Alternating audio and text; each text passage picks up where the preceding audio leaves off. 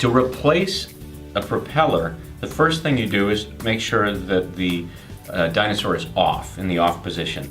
The next thing you do is you remove the little plastic cover on the top of the blade. A lot of times, if you've crashed it a few times or bumped into things, they may not even be there to begin with. It's a non-critical component, but you might need to remove it. Then you take your screwdriver and you hold the blade carefully. You never want to bend the blade, so you hold the blade carefully, you remove the screw,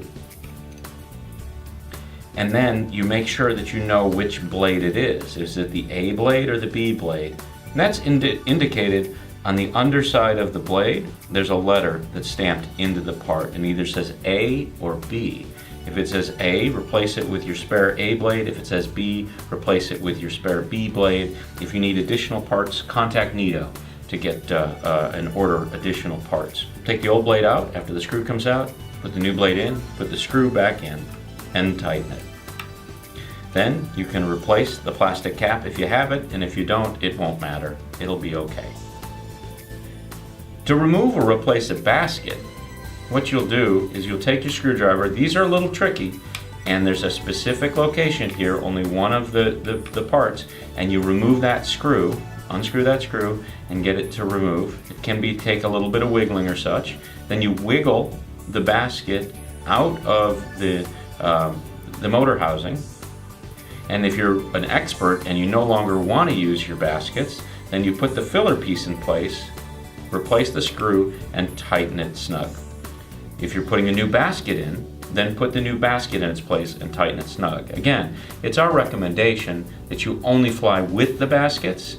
Spare baskets are available from NIDO, and 2 are included in your kits, and they just provide a level of safety that is not there without the baskets. So even as an expert flyer, we recommend that you always fly with the baskets.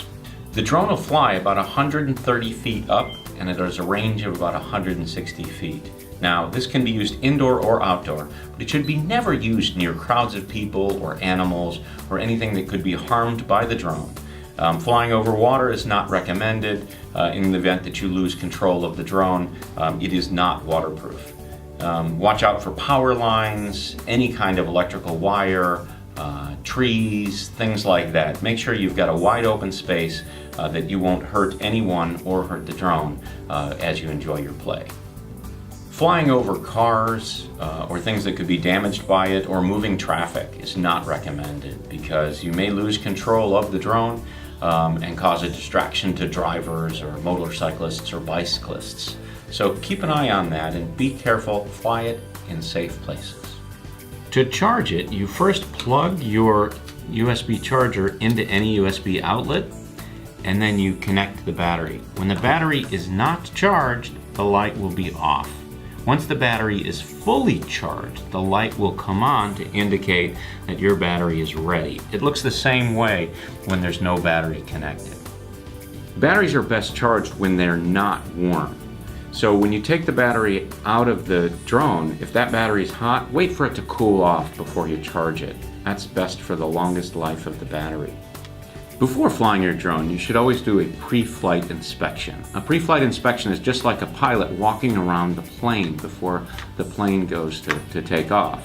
And so here you just check to make sure that your blades seem to be intact, that each propeller has 3 blades, that nothing looks particularly dented or damaged, and everything's fully intact. Your batteries are fully charged, then you should be ready for flight.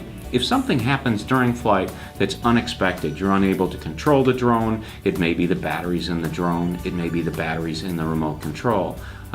So the first place to go to, should you have any problems with the drone's performance, if he is visually okay, is to check, charge, or replace your batteries.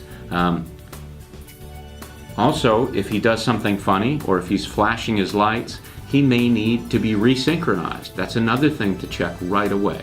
If he's not listening and you think the batteries are okay, then go back. Maybe he didn't synchronize properly. Maybe your hand was twisted. Maybe it wasn't you, just something strange happened. So always a good idea to resynchronize the dinosaur and the remote. Righties or lefties will find it totally easy to operate this drone with the right hand because it's like making a gesture wow, I can do that righty or lefty, and therefore be able to operate this remote just like that. Should you choose to wear this on your left hand, you can do that. The problem is the rotate buttons are kind of over here, and that's a little inconvenient for a left hand. The buttons still work the same way, left hand or right hand. The front of the remote must face forward just the same. Thank you for watching our video. We hope you have a great time flying the Dino, and if you have any questions, contact us at nido.com and send us an email or give us a call. We're glad to help. Make sure to subscribe to our channel and give us a thumbs up. We'll have more interesting videos coming right at you.